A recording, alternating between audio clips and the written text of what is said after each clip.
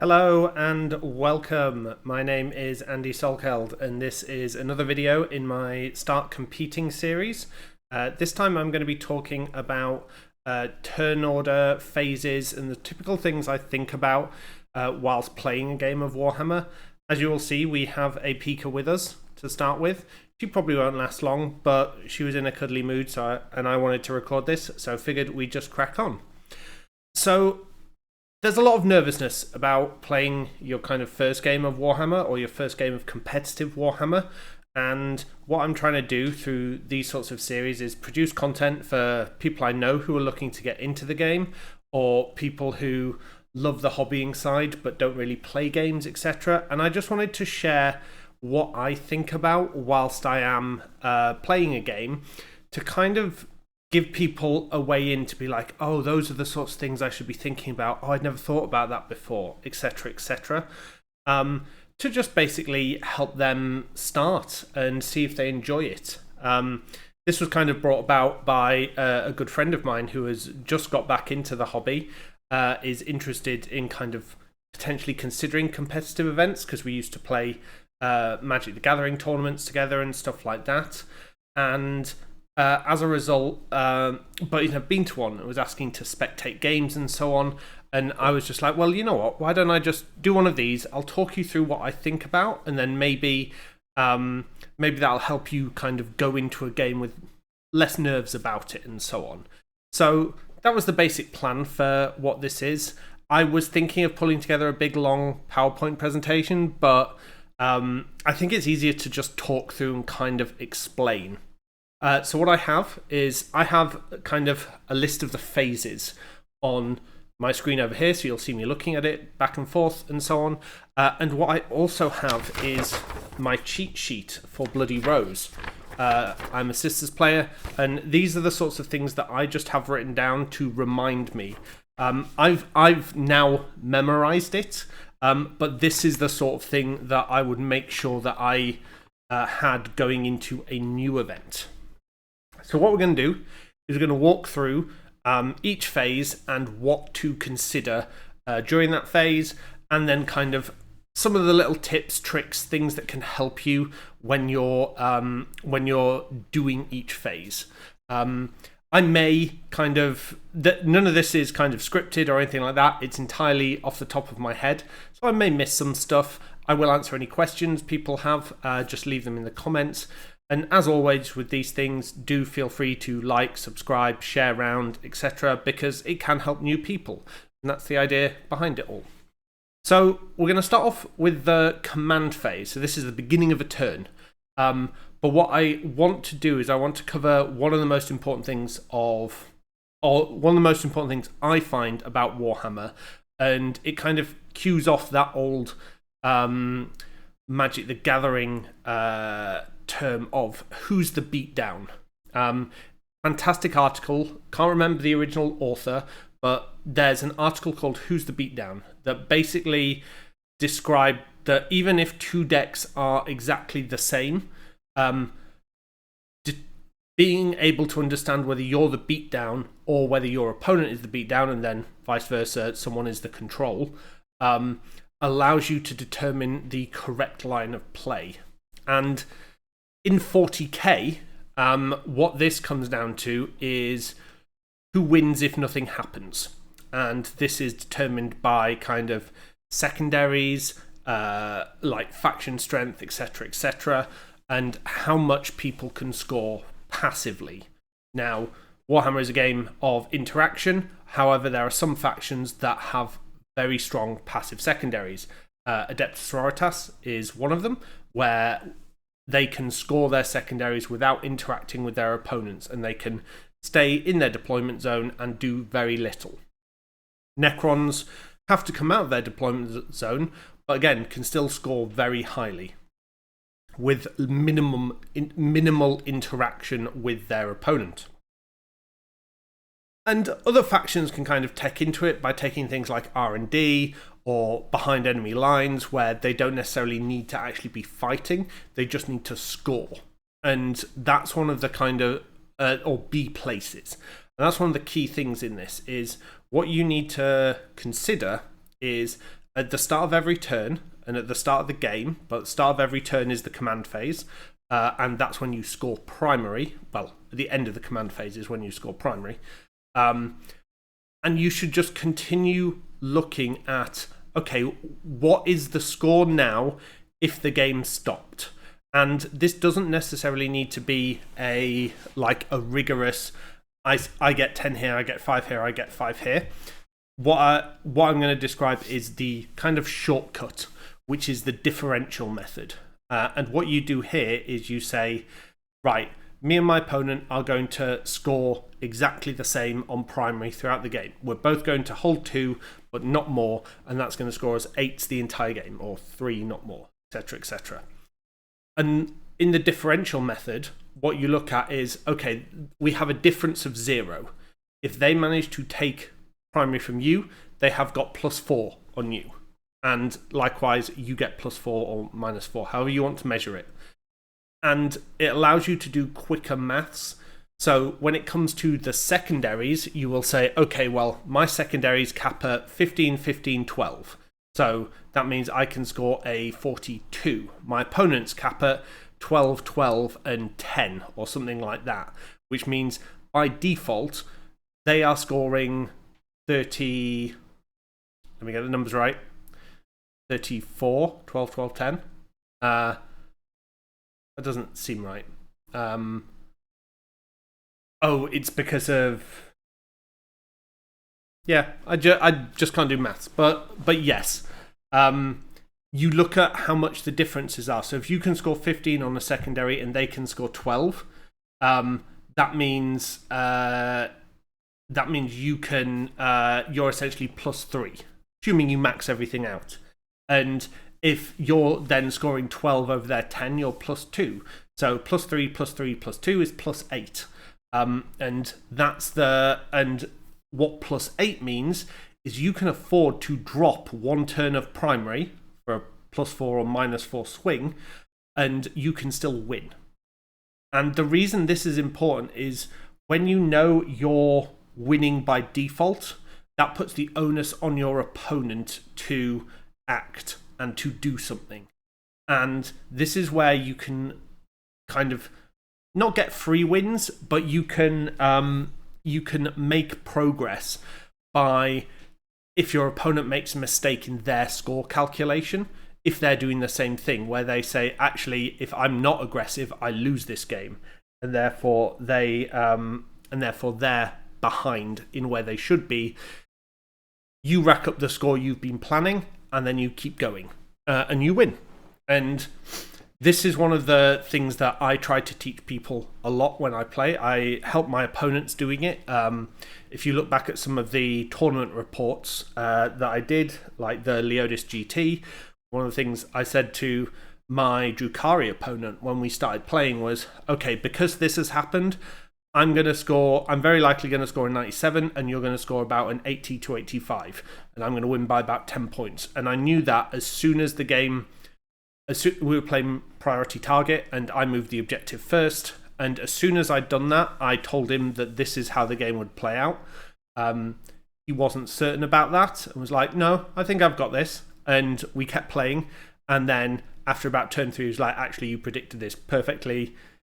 And then it was like, okay, well, and that just comes down to being able to foresee these things. So be honest with yourself when you're doing your score prediction. Are you realistically going to table your opponent's knight's army or score maximum no prisoners? Is that a realistic thing? Maybe it's not. Maybe scoring 12 on no prisoners is unrealistic, but scoring 8 to 9 is realistic, sort of thing. So that's where you should start the turn. By reconsidering what happened in your opponent's turn. And you can do this during their turn, but you can kind of go through and know what you need to do to make up any differential. Sorry, my nose is itchy, and that's not a great place to be when you're recording things like this. But yeah, that's the kind of fundamental principle of know roughly what you're going to score, because if you're losing on the differential, if you're losing overall in the game, you need to make more aggressive plays to deny scoring from your opponent. and to limit their ability to keep scoring. So that might mean you have to be way more aggressive. You have to go for longer charges, go for things that you wouldn't normally consider doing, just because they are because if you don't take those risks, you are losing even more. And again, this is one of those very very tricky things to appreciate, is when you are losing, you need to take risks to try to win. But when you take those risks, if they don't pay off, you lose even more. And what happens is you can end up in this kind of results-orientated thinking mentality where you say, oh, well, I took bigger risks and I lost.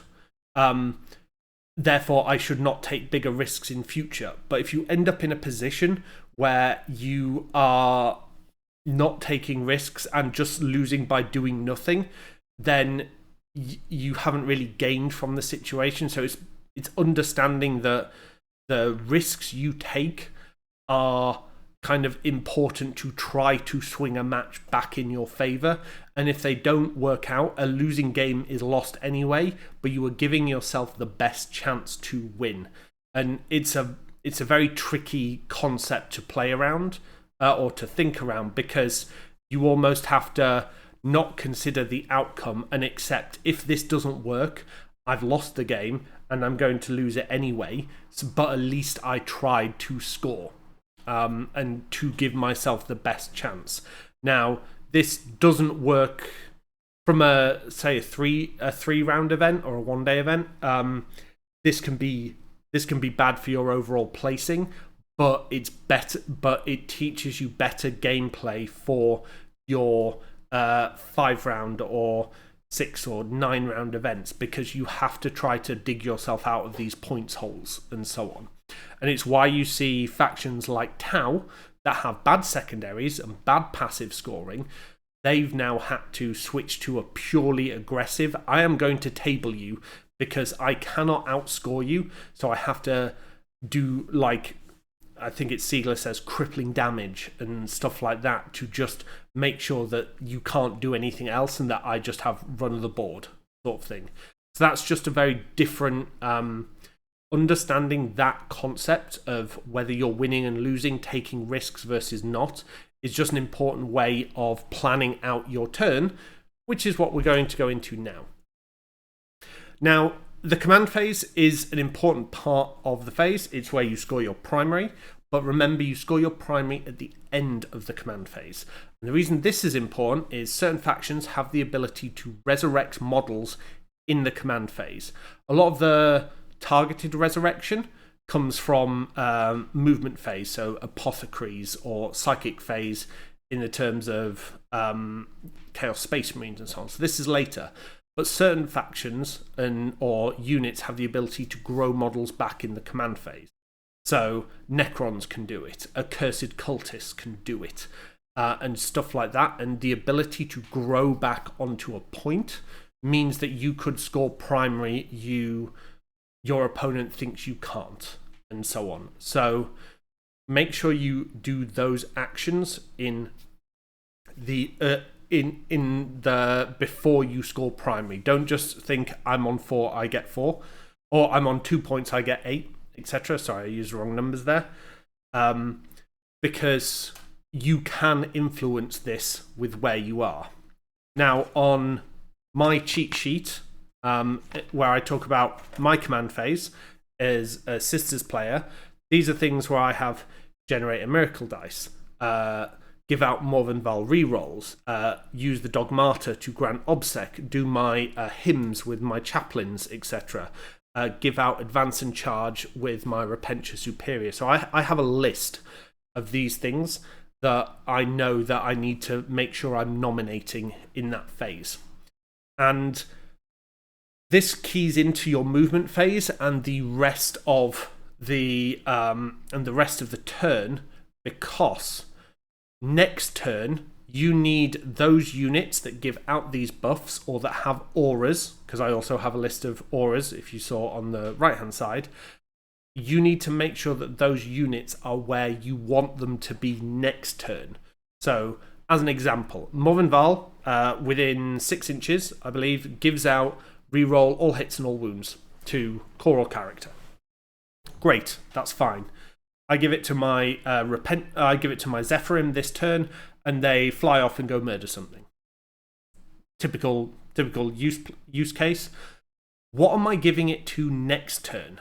Because whoever I'm giving it to next turn, I need to make sure we finish within 6 inches of each other this turn, so that when I give them full rerolls, or that when I want to give them full rerolls next turn, I'm still within 6 inches. And this is where you hear a lot of people kind of talk about, oh, well, I just misplayed or I was out of position, because not being able to give out those buffs can be very tricky and can actually completely ruin game plans if you're not meticulous in your planning. So be aware of these auras and these kind of abilities, because what that means is you then need to plan your movement and your charge phases, your pile in and consolidates, to be able to get into the ranges you want. Now, there's not a huge amount else in the command phase. The command phase is kind of your recoup, get your head together, what am I actually going to be doing this turn? But you need to kind of think of your positioning with regards to it, because of needing to be in the position to do the same command phase next turn. So then we go into the movement phase, and this is very typical normal moves, advance, stationary, and fallbacks, like your very typical movement phase.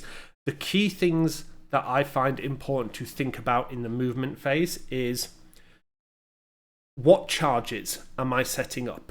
And the way I typically do this is I measure the straight line distance between one model, or the closest model in my unit to the closest model in the unit that's charged. And I measure that distance, and I know I'm moving 6 inches and as a battle sister. And therefore, I know between those, there is... I can know my charge distance before I even begin, or before I even get to the charge phase. And this is another very important thing to start learning in 40k, is about pre-measuring. And the reason this is also important is the next bit, which is not only does it set up charges through pre-measuring what you can and can't make, it also sets up shooting lines from the crackback of your opponent. So say they have a fantastic anti-infantry squad, like Flamers of Tzeentch, or something like that. And you know they move 12 inches, they could advance 6 inches. It's a d6, but assume they advance the worst. So that's 15 inches, and then they have a range of 12 inches. That's a 27-inch threat range. 12 plus 18. So 30 inches maximum, I believe. I think 27 is the average with 3.5. That's where I was getting it in my head. And what you can do is you can say, okay, well, the maximum you can move is 12 plus 6, so that's 18. So if this Flamer of Tzeentch moved 18 inches this way or this way, what are the angles they could get onto my units? And and if you know exactly what those positions are, then you can set it up so that just ask to place a dummy model or a proxy model or something to just say, here's where they are. These are the lines of sight they can get. Ask your opponent, do you agree if I position inside this area here, you won't be able to get line of sight here or here? Is there anything I'm missing? And most opponents will say, nope, that sounds perfectly fine. You've pre-measured it. You've checked everything. I have no strats that I can surprise you with. I agree that I won't be able to shoot them. And then you can make those moves appropriately. And that's, again, a very key part of making sure you get to make the plays you want. Your opponent doesn't get to make the plays they want. And it's again, this can be a meticulous process, because you have to measure each potential threat, what it can do, what its outputs. The other important part of the movement phase is setting up screening. And what this is, particularly with demons in the meta, but also with the new teleporting car skin and stuff like that, is because there are normally rules that prevent people coming within 9 or 12 inches during a deep strike or a from reserves, etc. If you set up your models in such a way that there is all those 9-inch bubbles around a model are overlapping, it means there's nowhere for your opponent to land next to you and then shoot.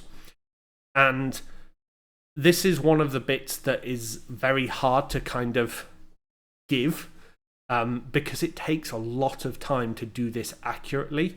Because you need to ask your opponent, you need to make sure you're aware of everything, and then you need to physically move the models to do this. And this could mean you're completely out of position, but I do this a lot when I know the threat of my opponent's deep strike units, where it's kind of like, okay, I know if you've got your Flamers of Tzeentch in the warp, then I have to stop them coming down to get line of sight behind my walls and stuff like that. Or if I know you have 10 Terminators, or this happened in one of my games at Leodis. They had 10 Black Rune Terminators in Deep Strike, and on the turns where he could bring them down, I pushed him so far back that he was deploying the Terminators in his deployment zone. And I've done this against Knights opponents where they have one of their Knights in Deep Strike, and I'm like, okay, I'm going to put out the minimum units that I'm willing to sacrifice to say that whole buff that you bought to Deep Strike a Knight, well, you essentially might as well have deployed it on the table because it's in your deployment zone. And this is an important part of how to avoid... This is all about minimizing casualties. It's all about setting up your aggression and minimizing your casualties on the crackback. And you can do all this pre-measuring during your turn. You can set up some pre-measuring in your opponent's turn where you're like, okay, well, you finished here, you're not charging, you're this far away. Here are my thoughts. ABC, do you agree? And you can do a lot of the movement phase planning in your opponent's turn. And this is like, there's been a long-standing thing that's been said. I don't know where it came from, but Warhammer is won and lost in the movement phase.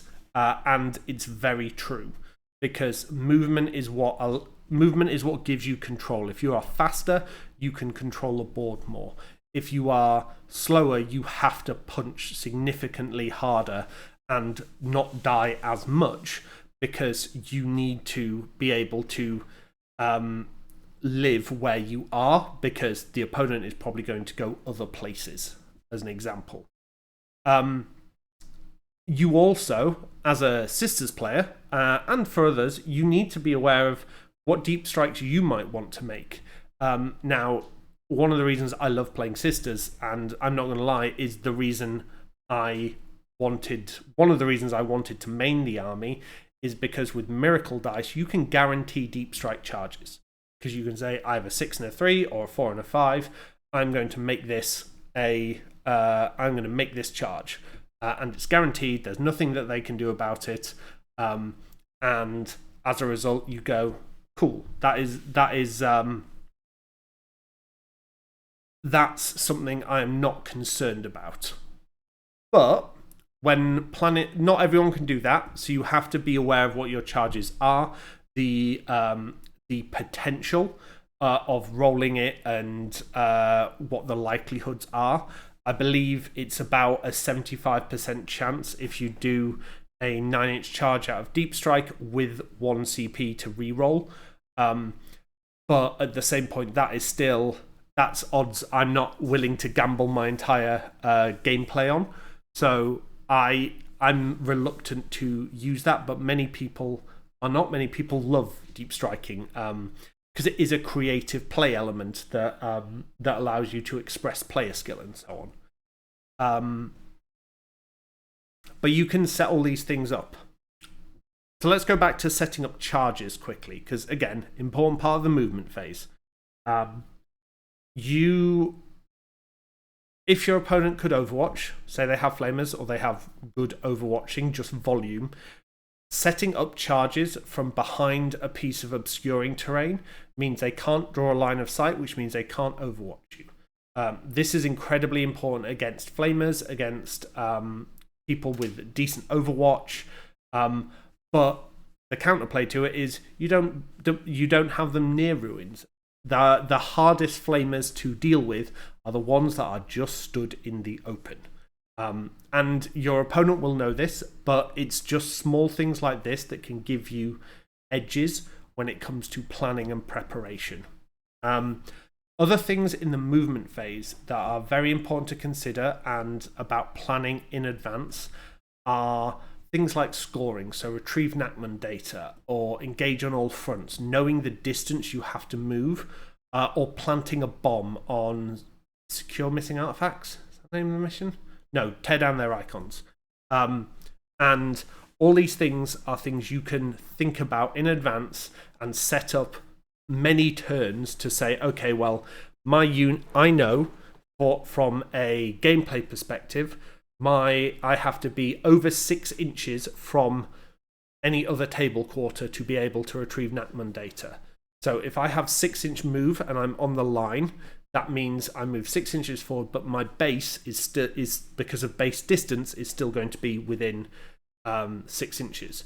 However, with a 7-inch on a 28mm base, I believe you are not within 6 inches anymore. It might be 25, can't remember the exact number.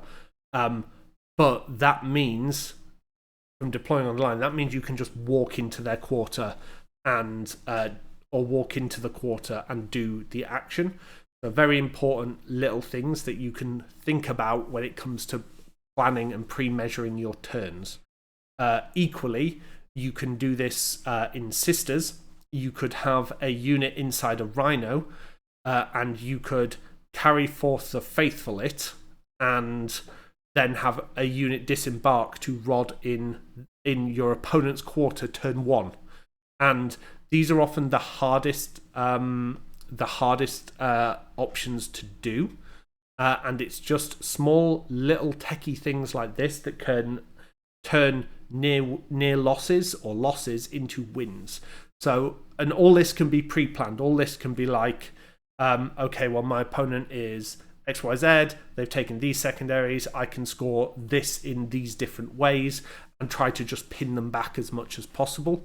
Just ideas and thoughts that you can take with you. Now let's move from the movement phase and let's go into the psychic phase. Now, I don't often have a psychic phase in Sisters. I rarely play psychic armies, actually. It's something I want to learn more. Thing that's important in a psychic phase is, one, it's kind of a second command phase where you put up your buffs, you essentially give out things that influence the rest of your turn. You have to do psychic secondaries in them and everything like that. And what's important in this phase is, just like the command phase, you have to have pre-measured. You have to have said, I need to be within this distance to be able to do this spell. Have you set that up in your movement phase? And is the target of the buff or debuff or the smite, etc., is that ready to is that ready for the spell to go off? For things like, say, doing warp ritual in the middle, is my caster within, I think it's 6 inches of the middle, and do I have an ability to get them to safety after they've done that cast? Where are my opponent's denies? Because if you know your opponent can, against Sisters it's deny from any model, which is terrifying for most players, or most psychic armies. But if your opponent has one psyker, and you sit your character exactly 24 inches back, or 24.1, sorry, then you know they can't deny you. And therefore you go, okay, cool, well, I can cast my spells freely. And again, ties into the movement phase. You need to plan where your casters are going to be to avoid denies or to be able to reach where they want with the spells they are going to cast. Other things, some armies, I'm mainly thinking Thousand Sons of Grey Knights here, but Eldar work as well too. In some of these phases, the psychic phase is also a third damage phase, and being able to predict or at least estimate the amount of mortal wounds that a certain unit is going to output is very important, because it gives you a better idea of what the kind of throughput is going to be like of your army. So if you say, I absolutely have to kill that unit this turn. So I've done this with, I played Tau a couple of weekends ago, and as Tau, I started a new army, I played as Tau, and I was like, I absolutely have to kill those Flamers of Tzeentch. Now, this wasn't in the psychic phase, but I knew I had to overcommit in the shooting phase to make sure they died, because if they lived, there was nothing that, they were just going to wreck most of my army. And this is the same when it comes to the psychic phase. Know what your output is going to be. Is this on average doing 2 mortal wounds or 6 mortal wounds or more? Because if you can accurately predict that, you know how much you need to commit in these circumstances. And again, this ties back to the movement phase, where the movement phase is setting up all these things, which is why you need to have kind of thought out your turn in the command phase.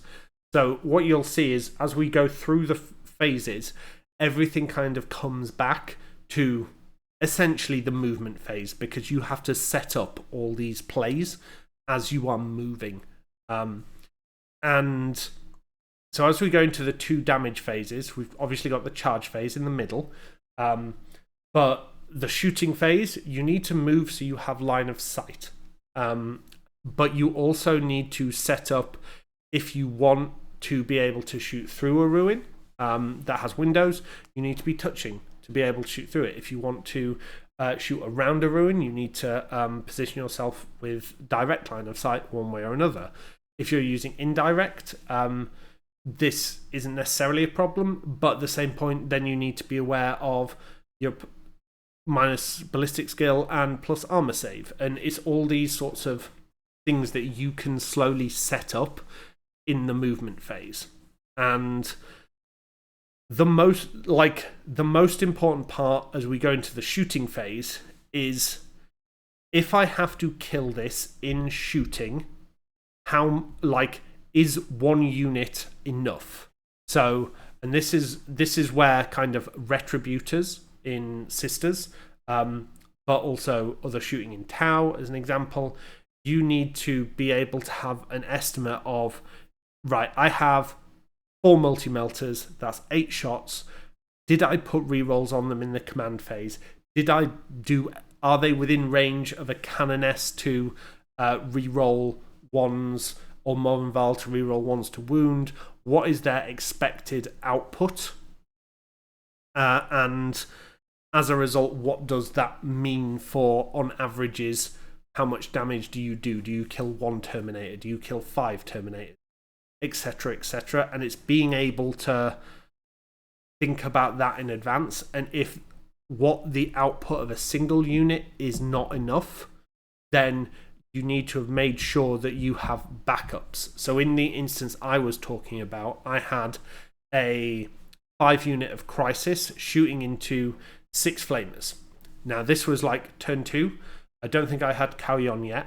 And I was like, I'm not convinced this is enough. I think this might not be enough, and if I do not do it this turn, then I am dead and I lose the game. Which meant I put my 3 unit of Crisis into them as well.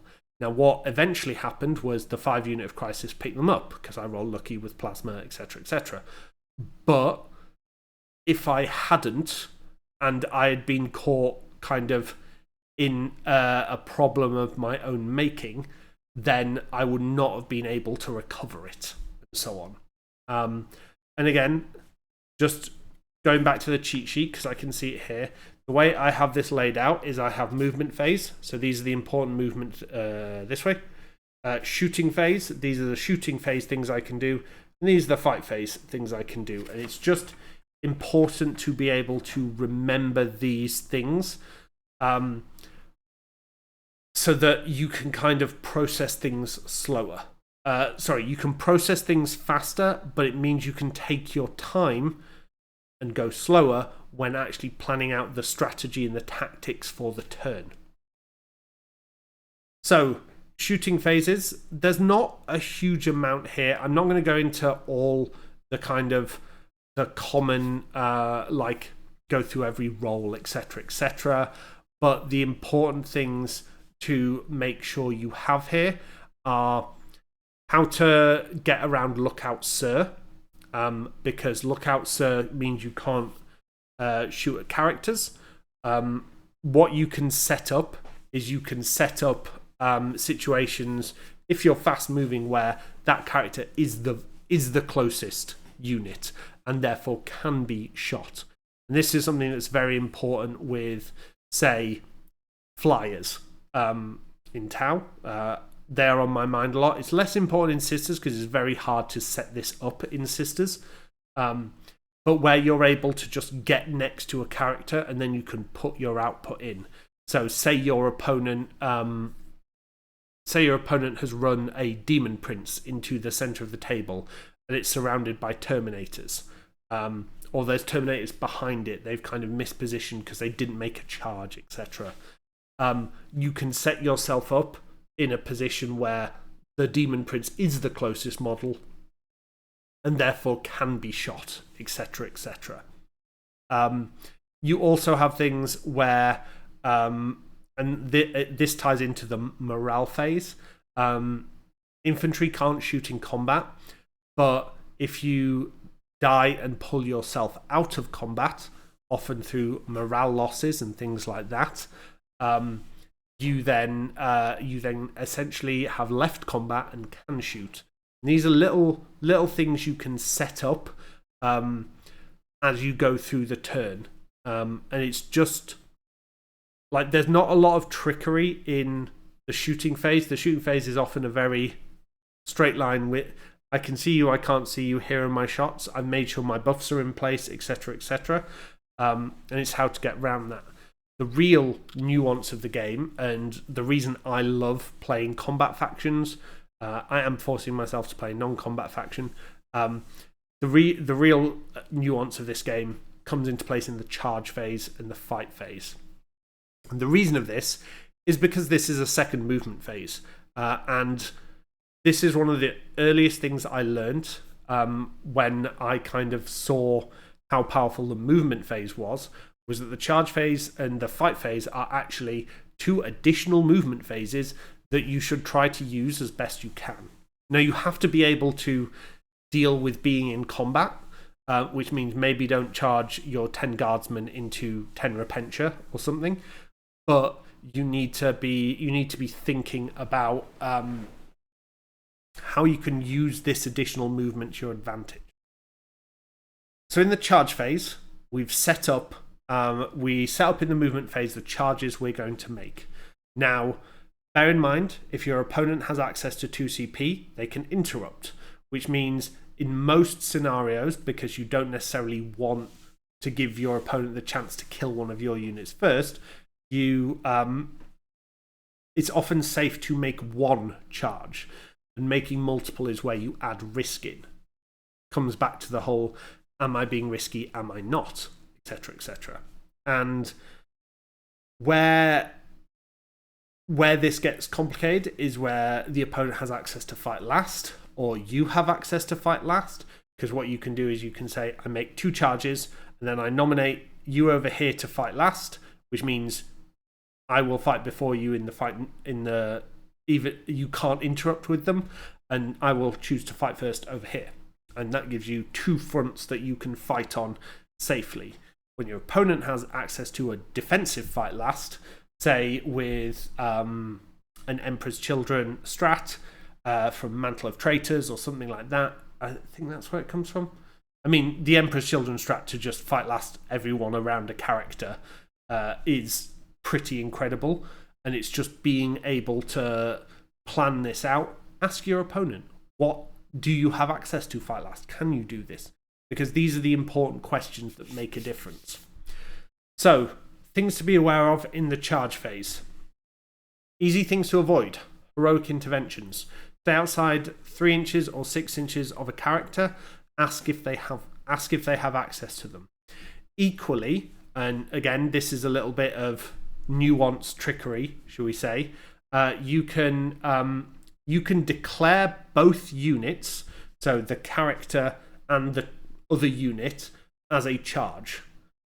Then what you do is you charge into the middle of both of them, but are slightly closer to the troop unit than the character unit. Because the character is in engagement range now, they won't be able to heroically intervene. But because you are slightly closer to the troop unit, or equidistant, and then you get the choice, you then use your pile-in to move towards the troop unit and pull yourself out of engagement range with the character. Even though the character was charged, they don't get to activate unless they are in engagement range. So you have denied them the ability to heroically intervene with that character. And that just gives you a way to kind of go in, make the charge you want to do without the threat of heroic intervention. Now there's ways around this, because they just set it up in, like, you get into very complex miniature minutiae here, where you're kind of like micro inches and stuff like that. But it's possible that it can go both ways. If you plan in advance, you can set this up and it's very strong. Because they could be like, well, I'll heroically intervene, it'll be great. And you'll be like, no, you won't heroically intervene, and it won't be great. So that's something to be aware of. Similarly, you can do other things with charges. So just because you roll a charge, and it could be a 3-inch charge, but you roll 9, 10 inches, only one model of that unit has to end up in engagement range. The other parts of the unit can move the full 9 to 10 inches. And this is often a very sneaky way to steal yourself onto a far objective, using a charge to kind of slingshot you round and further. Now, their entire unit may get to fight 1 or 2 of your models, but you could have gone even further. And what you can end up doing with this is you have block that you're charging, hopefully it's weak, your unit of say 5 that is charging, that wants to reach an objective. So you roll a big charge, you have one model going here, and then the others string out along the lines. Now this one model, because pile-ins and consolidates take place on a model-by-model basis, this model has to go closer to the unit that you engaged in the fight. But the far models, there's probably going to be a unit that's closer down there, and then they can string out even further onto a point. Now this is breaching into the fight phase, but I'm giving you the kind of benefits of these other sorts of things you can set up with a charge. Now you cannot voluntarily break unit coherency, but if you end up stringing out like this, and you may lose one model in this unit that you're fighting, what can happen here is you pull yourself out of combat, say they interrupt and just kill 1 or 2 of your units, and then the entire unit zooms off over onto the objective that they didn't want you to be touching. And this allows you to, you can get a lot of extra distance this way. You can get a full charge plus then another 6 inches from pile-ins and consolidates, which can be absolutely devastating for speed. And it's why factions like Twilight Harlequins are incredible, where they get +2 to their pile-ins and consolidates, because then that's like 5 inches, 5 inches. So they've got 10 inches of extra movement on top of their charge, and so on. Again, so this is in the charge phase. We have now kind of We've made our charges, we know where the fight lasts are, we've hopefully avoided heroic interventions. So now we're just into a very straightforward combat phase and fight phase. And here what you're doing is you're thinking about activation order. And the important thing when it comes to activation order is understanding whether your opponent has interrupts, and if they do, which is the best interrupt for them. Now, this isn't always the best interrupt for them from what will kill the most. It's also what's the most beneficial from a perspective of scoring or dealing with key units.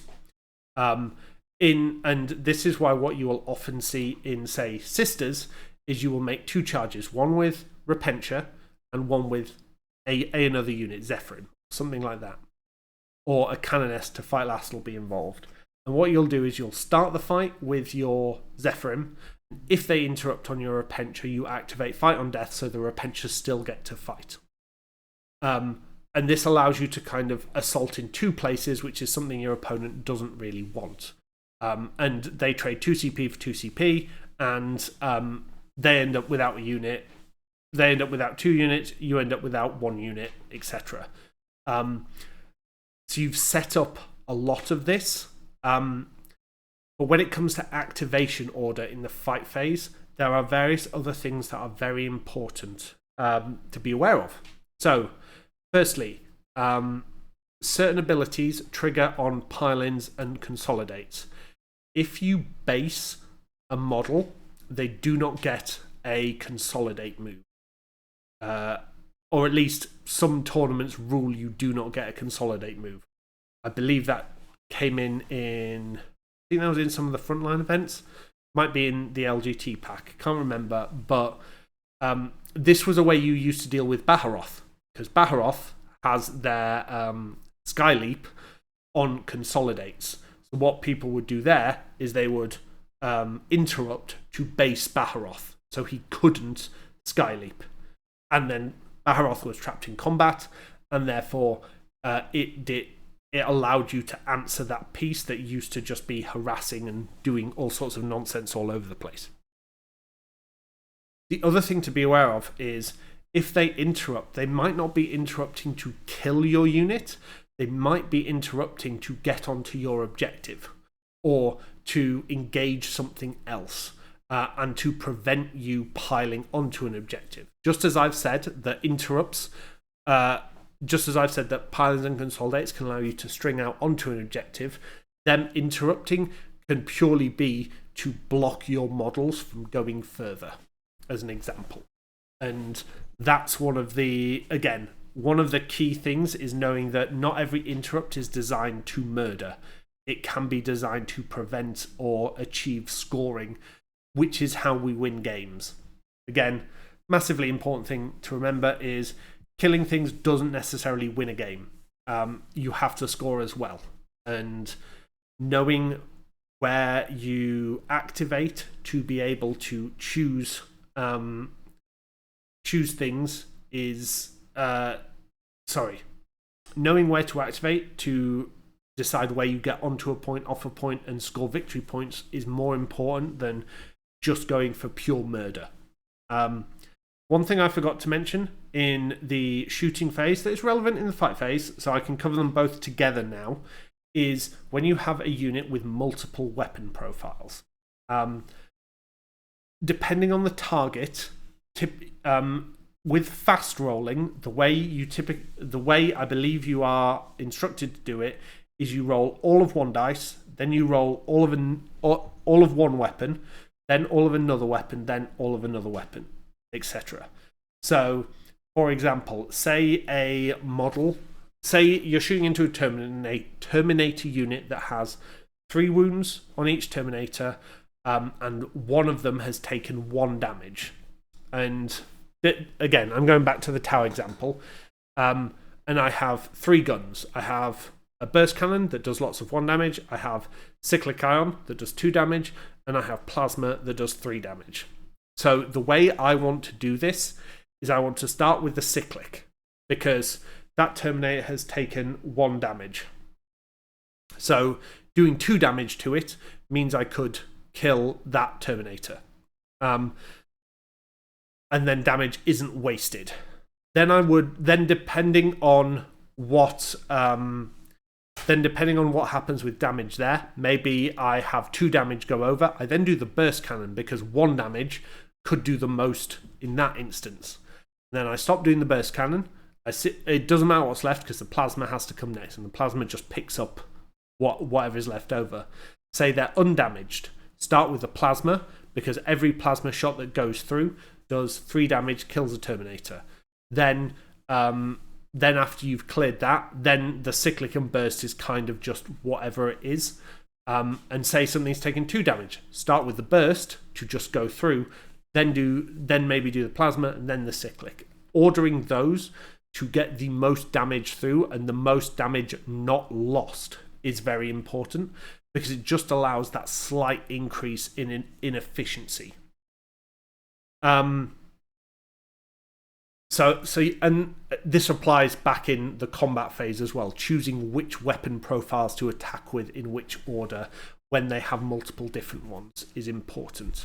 The fight phase has lots of nuance. A lot of it comes into charging, pile-ins and consolidates. The key thing here is to remember when you're piling and consolidating, you can essentially surf around a model.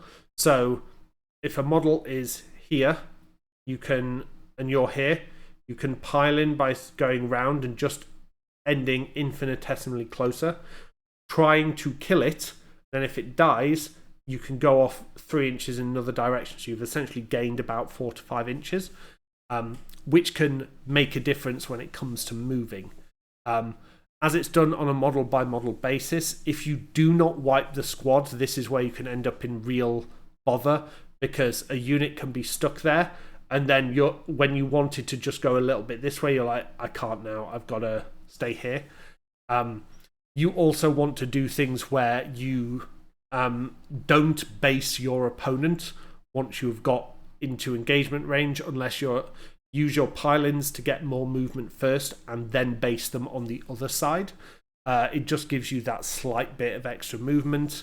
And if your plan is to try to kill them, definitely don't base them until after you've fought, because then you can use your whole 3-inch consolidate move to go further. The other thing that's very important in the charge and fight phase is it's free movement if you know you are going to kill the unit you are fighting. What I mean by this is you charge it. So Sisters player, so I'm going to use the best Sisters example. I charge a unit with a Repentia. I 100% know that, well, it's not 100%, it's dice rolling, but say I've put 4 Repentia into 2 Space Marines. Those Space Marines are very, very dead. But what I can do is I know that's going to happen. It's very unlikely that it doesn't happen. So what I do in this instance is then I charge my Retributors at those 2 Space Marines. I charge assuming I want my models to go this way, I fully charge everything into those 2 Space Marines as much as space allows. The Repentia activate and murder the Space Marines, because that's what was expected. And then everything else, because it made a charge move, it gets to both pile in and consolidate the full 3 inches. It means you get not only your full charge distance, but you also get 6 inches of extra movement afterwards. And as we've said, movement wins games, and this essentially gives you a full charge plus 6 inches of extra movement that will allow you to get to places that you wouldn't necessarily have been able to get to. And it allows you to set up plays for the next turn, to get shooting angles in your next turn that you wouldn't have necessarily had before. And it allows your army to just springboard further forward, where you go, aha, you've done this, so my entire army dogpiles and then flies forward at you. So that's a very good way to get free movement. I'm just looking through here, and yeah, that's kind of the fight phase and the charge phase. That is more nuanced things. I'm just very conscious that this has been going on almost an hour, and I kind of wanted to keep it to about an hour to just allow people time to go through it, etc. So now we're on to the morale phase. Now, the key things in the morale phase to be aware of are this is the only time, believe this is the only time you can voluntarily pull yourself out of coherency through morale. And what this allows you to do, and this is really sneaky, is say you've lost a few units and then you really, really don't want to stay in combat. This is most important on your opponent's turn, morale phase, not necessarily your own, but your opponent's. It allows you to pull back or pull some models that get you, say, out of combat, or it allows you to pull some models that get a couple of models out of combat, but then the others out of coherency also die, which essentially guarantees you being out of combat. It just gives you some really tricky things you can do. Sorry, we have a visitor again. He is back. So we have you have some really tricky things you can do here, where your opponent can think you're trapped and that his units are kind of safe because you're trapped in combat. And then in the morale phase, you're like, oh, look, not only are they dead, I'm now pulled out of combat, which means I can just shoot your unit that you thought was incredibly safe there. Your paw is... Get your paw up here, darling. There you go. So that's one thing you can do in the morale phase. The other important thing that you can do is you can choose to use your... Is it Inspiring Presence or your... You got sticky fur. You're a nightmare, love. Yeah, and then you've got basically the auto pass morale. Sisters clearly have access to their miracle dice of 1s and 2s. It's why I think 3 is the worst miracle dice. Whereas I actually think 1s and 2s are great for miracle dice because they allow you to pass morale fairly easy. But what you can... The reason this is important is it's a lot of CP. It's 2 CP. And in the world of Nephilim, we are all struggling for CP. But it allows you to stay alive and to keep an asset alive, potentially. The reason I really like this is for things like being able to keep OBSEC on a point that could deny your opponent primary. Equally, it could be... it could keep something of theirs trapped in combat, which could kind of cause problems that way. There's a lot of things you can do with it that can really change game plans. So I have done things where one Repentia has lived against Bellicor, and what that allowed, and I didn't have a 1 on Miracle Dice, so I had to use 2 CP, but that kept him in combat next turn, which meant he couldn't fall back. He couldn't cast psychic spells because he was trapped in combat, and he didn't have the teleport, which my opponent now always brings a teleport after this. But what it means is he could only cast Smite or whatever it was into that Repentia. Can't fall back and cast, can't fall back and charge, can just do a normal move. So he was very much just kind of trapped in there with me. And these are the sorts of moves you can kind of pull out with a bit of thought. Often it's best to use this in your opponent's turn because it can leave you with an asset for the next turn. But again, it's just a decision as to what you do. Now, sorry, having her be this cuddly is not usual. She normally does not like this, so she's obviously upset with me recording this for a long time and just wants attention. So I'm doing my best to keep pace. Thank you, love. but now I've got cat hair all over me. So that's kind of a walkthrough of a turn sequence. But you've also got to remember that your opponent has a turn. And you can use your opponent's turn to be thinking about your next turn. So you can plan out what your movements are, what their sightlines are, what your charges are going to be based on their outputs.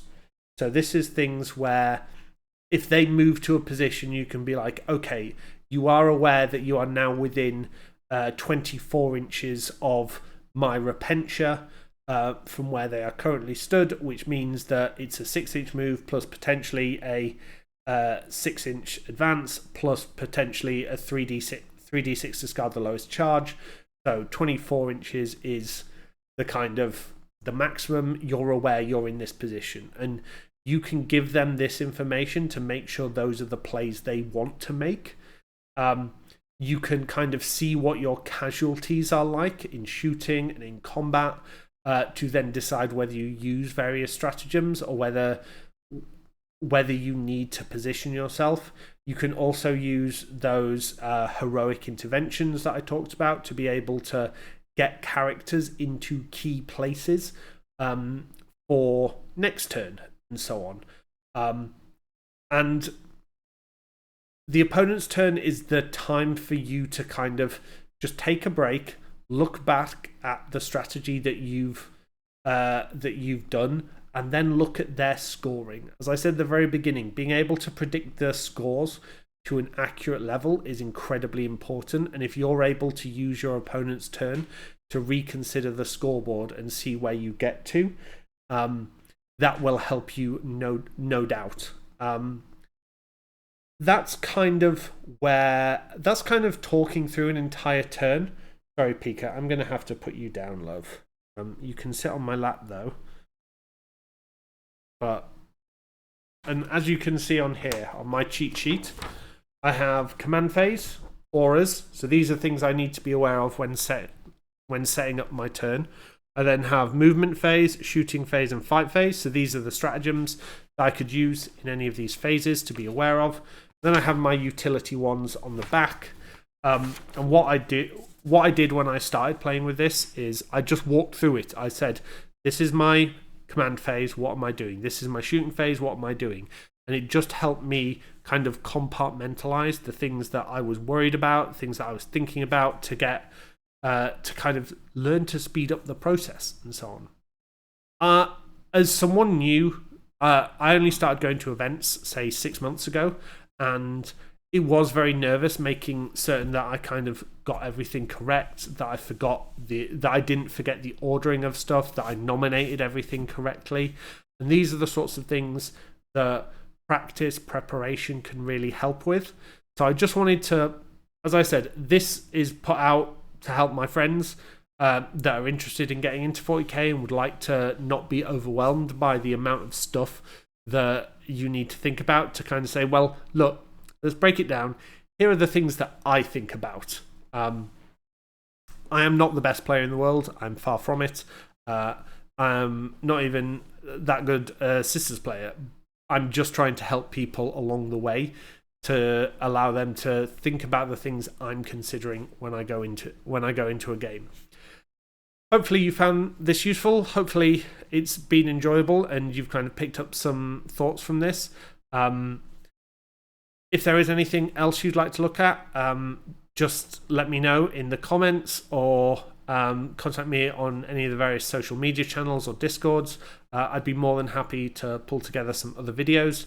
As I said, the rest of this year is relatively quiet from a tournament perspective, but in the new year, when we have the new data slate, the new missions, and the new kind of points adjustments, I'm going to go through things from a Sisters perspective, as well as from maybe other armies and other mission reviews. Maybe when we get the UKTC tournament pack, if the terrain has been updated, I'll go through that.